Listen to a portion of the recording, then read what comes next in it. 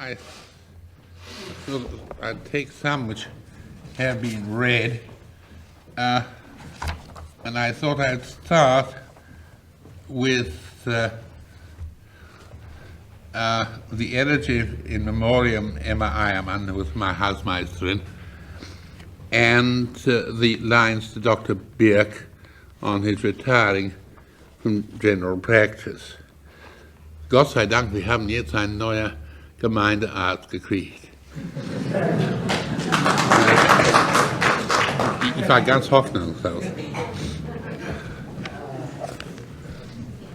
Liebe Frau Emma, na, was hast du denn gemacht? You who always made such conscience of our comfort. Oh, how could you go and die?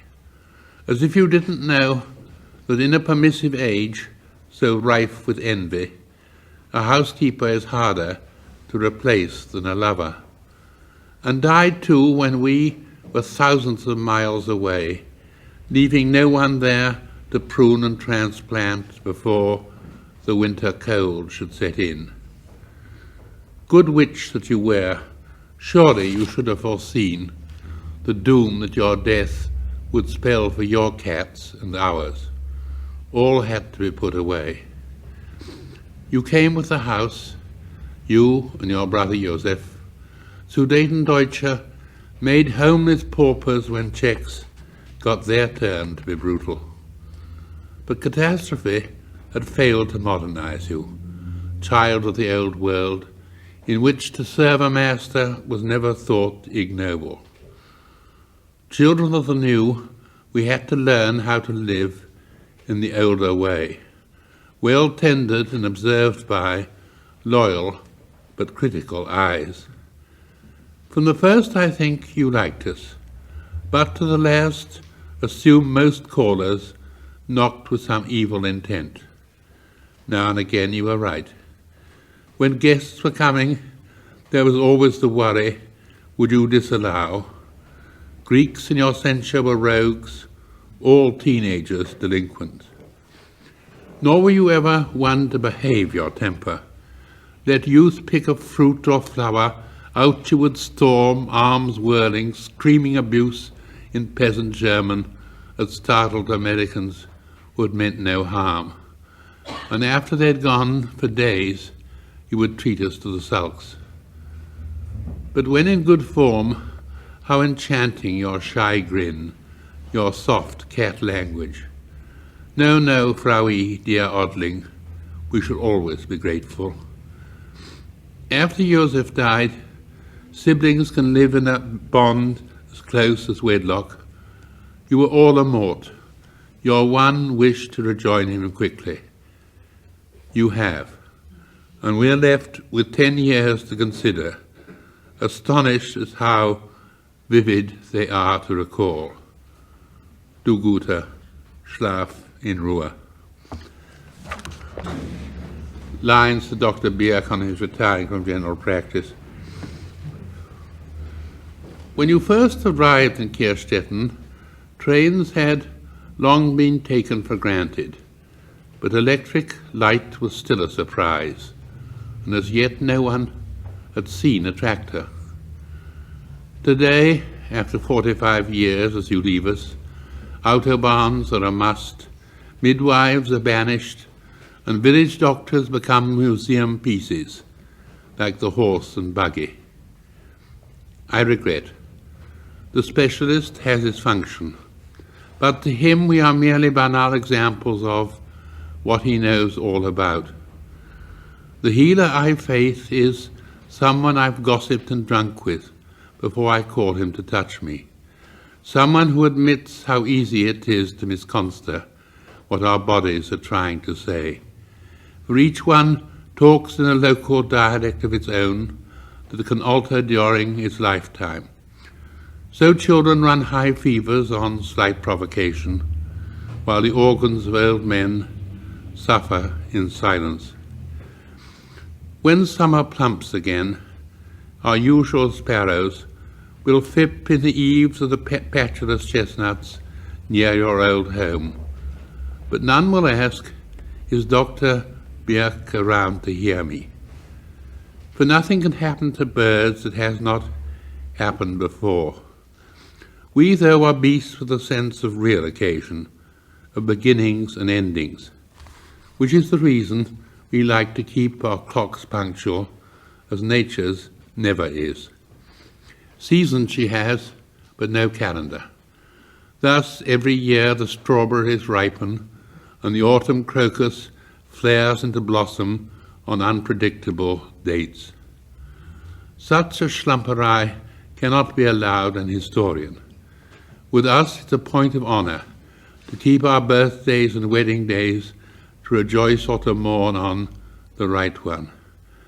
Henceforth, the 1st of October shall be special for you and us, as the once when you quit the public realm to private your ways and snudge in a quiet you so deserve. Farewell, and do not wince at our sick world. 'Tis genuine in age to be happily selfish. Then I will read the original of the poem I wrote for the 20th anniversary of Josef Weinheber's death.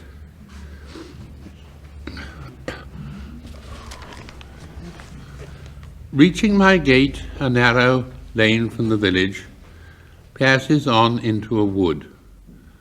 When I walk that way, it seems befitting to stop and look through the fence of your garden where, under the circs they had to, they buried you like a loved old family dog.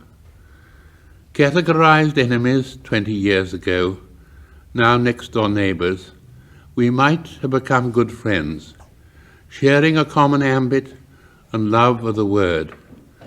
Over a golden kremser had many a long language on syntax, commas, versification. Yes, yes, it has to be said, men of great damage and mal-engine took you up. Did they for long, though, take you in, who to Goebbels' offer of culture countered im Rohrlossen? But ragtag bobtail prefer a stink, and the young condemn you unread. What had you ever heard of Franz Jägerstätter, the St. Radicund peasant, who said his lonely 9 to the Aryan state was beheaded? Would your heart as Austrian poet have told you? Good care, of course, was taken. You should hear nothing.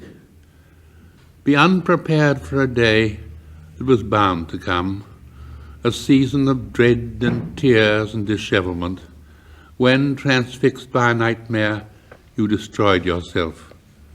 Retribution was ever a bungler at it.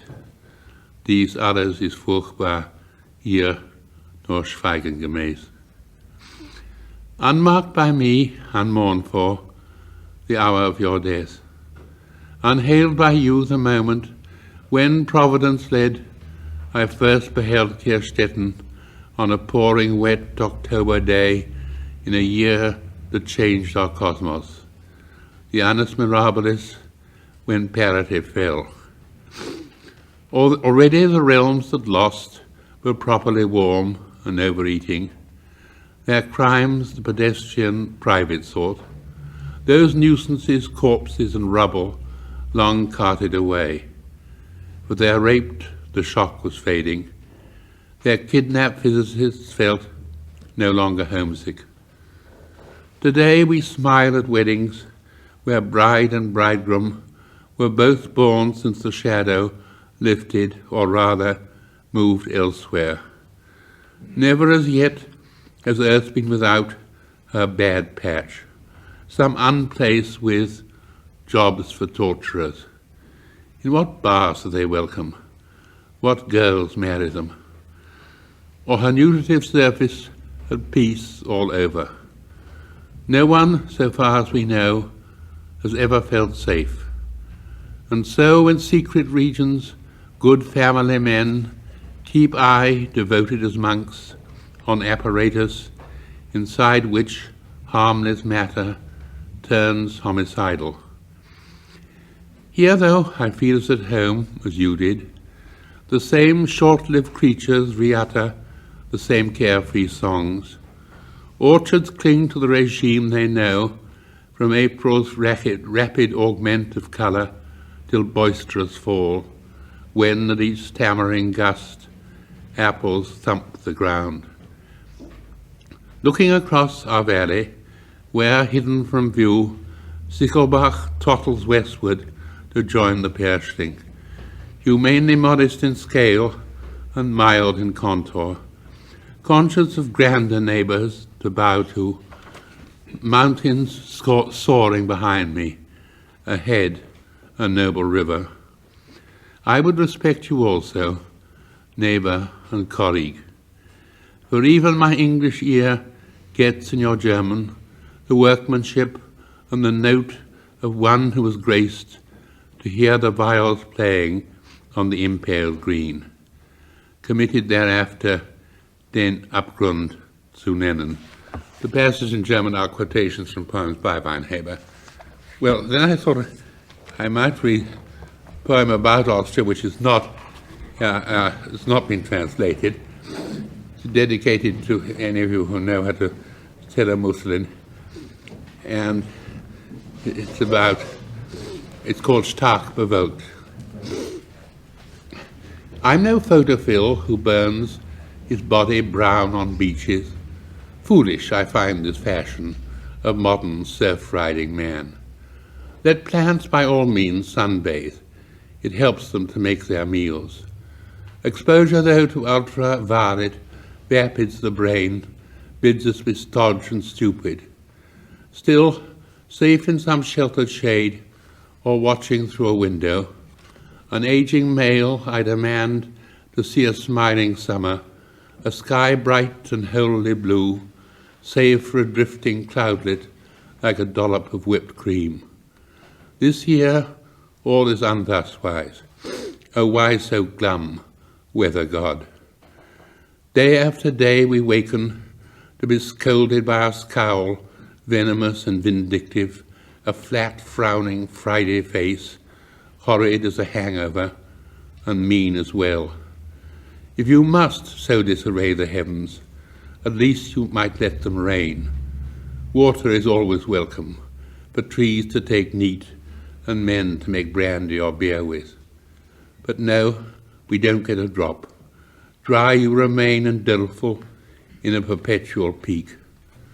Flowers mope, flowers are wretched, fowls mope, flowers are wretched, the raspberry canes are forced into Philomania.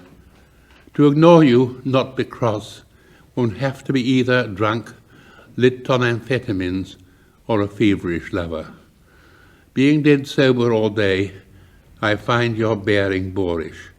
By 4 in the afternoon, frequently close the curtains to shut your shabbiness out. Who or what are you mad at? What has poor Austria done to draw such disapproval? The Beamterei, it's true, is as awful as ever. The drivers are dangerous. Standards of the Staatsoper steadily decline each year, and Wien's become provincial compared to the pride she was. Still, it's a cosy country, unracked by riots or strikes, and backward at drug-taking. I've heard of a dozen lands where life sounds far more ugsome, fitter goals for your disgust. I needn't name them, for you whose glance circumspects the whole globe ken at first hand what's cooking. Have done. What good does it do, dumb God, just to deject us? Foul our function may be, but foul weather won't reform it. If you merely wish our world to mend its ways, remember, when happy, men on the whole behave a wee bit better. When unhappy, always worse.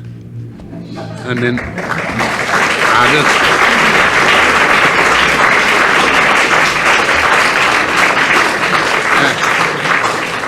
finish with two Clerihues. Clerihu is a form was invented at the beginning of the century by Hugh,